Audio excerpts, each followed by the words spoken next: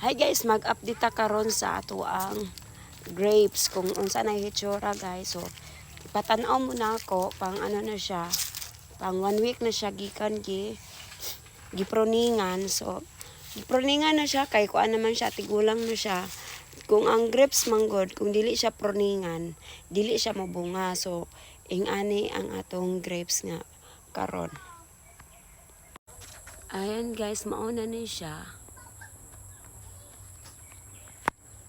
Yung ani na siya, ang itsura niya. Tapos diya. Ano siya. Tapos dagan pa dito guys, dire.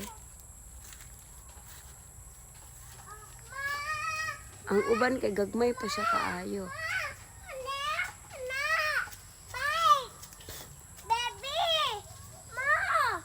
Ayun guys, ang daming bunga niya guys. Tapos doon pa, oh, meron pa dito. Ang ingay mo kasi, nag-vlog ko. Ayan, oh. Ang dami niyang bunga. First kasi niya ng bunga. First ang bunga niya. Tapos, dire pa pod.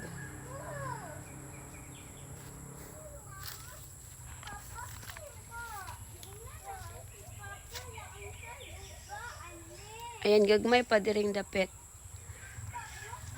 Anya, mabuhi baka ni mo. Mudag ko baka ni sila. Ayan, oh.